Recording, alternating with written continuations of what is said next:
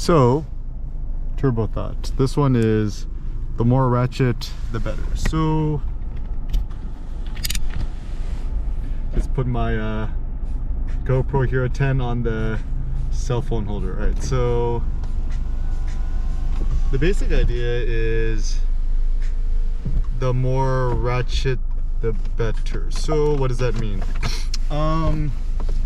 Essentially what I mean to say is, like, everyone wants to live in Irvine, which I consider my own personal hellhole. It's too clinical, it's almost like everyone there bleached their own asshole.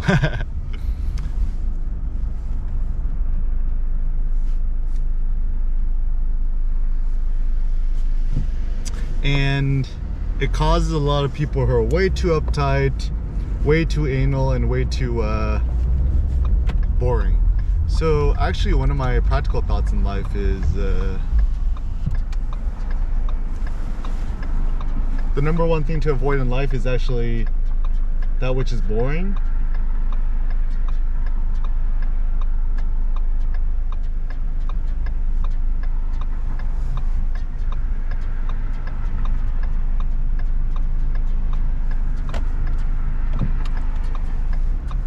And the reason why this is an important thought is that, you know, like, everyone in life, they want to like live super safe and happy and as little pain and suffering as possible. But in fact, I think actually, oh, you hear Seneca's fire beats in the background. He made those on the iPhone. Shout out to the GarageBand team, you guys are awesome. But anyways, so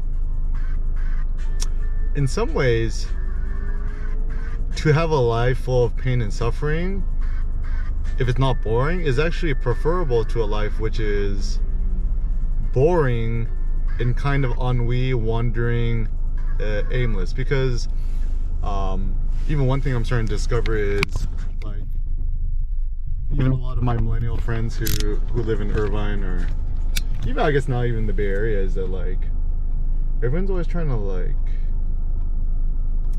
look for something deeper or more meaningful. And you know, people seek for that, you know, making more money, to buy a house, travel, etc. But the big problem is, the critical factor is that people are just kind of bored. They're just kind of like birds in golden cages. Silicon Valley is almost like the new golden cage, right? Like, it used to be Wall Street. Instead of saying Wall Street now, I think we could just say Silicon Valley. So what instead we desire is to imagine, to create, to wonder, to explore, to conquer, to dominate, to attempt the insanely audacious. And it seems that nobody is happy unless one is, you know, A, the owner, B, self-employed, or C, I guess kind of beyond it all. Like, I'm reading Jeff Bezos' Invent and Wonder book collection of his shareholder writings, and you know, once a company IPOs, right, the charismatic leader or the CEO, they actually lose a lot of their power insofar much as they're trying to placate to the market, the shareholders, etc. But there are a few CEOs, like, you know, let's say a Jeff Bezos or an Elon Musk, who actually has balls, who they're essentially willing to be quote unquote assholes or bad people in order to further their own mission. And even Steve Jobs told this to Jony Ive, is like, Steve Jobs actually criticized Jony Ive, saying that, like, or I think first it was Jony who asked Steve, like, why are you so mean to everybody, right? And Steve was like, no, you're the bad person, because like, I tell people honest feedback and critique, you just want everyone to like you, so you're actually not as harsh enough. And so, you know, even something I'm thinking too, right? It's like, you know, like, I'm a people pleaser. I just want everyone to like me. Like, why doesn't everyone like me? Why does everyone hate Eric Kim? It's like, and I think, you know, part of it is, you know, trained, right? Like my mom, she's the most social person that I know. She makes me look like a coward, and that, and also just you know, I'm kind of an entertainer, a jester. I kind of like to play with people, and actually, I don't like hurting other people's feelings and stuff like that. I get very sensitive. Something people don't understand is like, am I the only one to admit this? Is I'm actually a very sensitive person. But anyways, so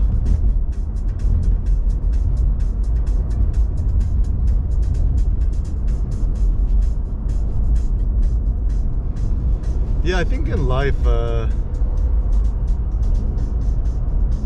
attempting the insanely audacious and epic is a good idea. Oh, another thought I had about day 2. So, Jeff Bezos, right? Is what is day 2? Day 2 is stasis. It's kind of like becoming irrelevant and slowly, you know, into a slow spiral of death, right? Kind of like, you know, what happened to HP and like Microsoft and stuff. It's so funny because like everyone admires Microsoft and Bill Gates because they have a lot of money, but like nobody wants to become Bill Gates. They want to become rich like Bill Gates, but no one actually wants to become Bill Gates, the person. And no one wants, like, Microsoft is not sexy. So, you know, not interesting. Even nowadays, Apple's not sexy no more. It's kind of becoming it's becoming the new Microsoft, the new monolith. Tesla is still probably the cool, sexy place to work at, or SpaceX, whatever. Even Jeff Bezos, right? Like, kudos to him for sticking to Amazon for so long. I think that actually shows the fact that he is actually quite genuine. But it seems now that he is like, I don't know, supreme chairman or whatever, is not actually dealing with the CEO everyday duties. More or less, is kind of like, he's kind of over Amazon. He's onto other things like, you know, was it his space company, the Blue Origin or whatever, and doing other things. You know, good for him, right? But yeah, no, I think nowadays maybe it's not a good idea to look at Amazon as a source of innovation because it lacks like when Jeff Bezos was still head CEO at Amazon, it was interesting, and now he's pieced out and kind of boring, right? It's kind of like once Jony Ive left Apple just became very uninteresting. Yeah, Apple's is not interesting to me anymore. So where I see new possibilities and opportunities, maybe like philosophy. I think philosophy is very interesting to me because, I mean, any solo person could share their own philosophical ideas. Even whenever I talk to other people, I always ask them, oh, what's your philosophy on X, Y, Z? And most people are kind of just afraid to state their own opinion. And I think it is because, at least in America, it's you're actually not allowed to state your own opinion unless you have quote facts or statistics, or you quote like some constipated thinker like Foucault, right? And so yeah, I think more people should just say what's on their mind without having to quote nobody else and be firm in their beliefs. I think it is a good idea to be open-minded to other ideas, to listen to what other people have to say, but ultimately you decide to accept it or reject it, right? Like people always like, why aren't you listening to me? Why aren't you listening to me? What people mean to say is, why are you not obeying me, right? Even Jeff Bezos has a notion of, I disagree, but I commit, or something like that, which is like, you know, other people are intelligent, they might have a different taste than you. If other people are super adamant about taking a certain risk, then I think in those situations, have faith in the other intelligent person to try to take that big risk, and also knowing that the downside is often minor. Don't be a micromanager, more or less. But yeah, so, you know, sharing more philosophical thoughts. I don't really know, but this is even something I'd imagine on YouTubies, is that like there ain't no interesting, charismatic YouTubers who talk philosophy without quoting other people. Certainly no philosophers I know who could rack pull more than 6 plates, right? I'm going for the 7 plates, then the 8 plates, right?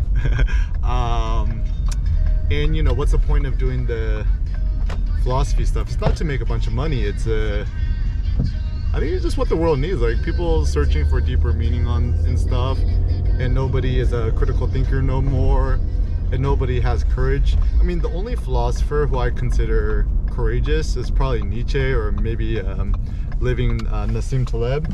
Everyone else is kind of boring and uninteresting, and they lack chutzpah, my favorite Yiddish word, or balls, right?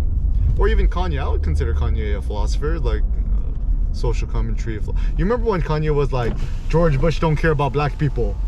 Like, how big of a hubbub that was? And that single phrase and act of courage from Kanye was more valuable than probably even the whole career of George Bush, right? Now nobody cares about George Bush, right? And so yeah, like ultimately one of my thoughts is that you could be the prime mover, you could be the prime cocoa change agent, and you know, try to create what you wish you see manifest in the world. Know that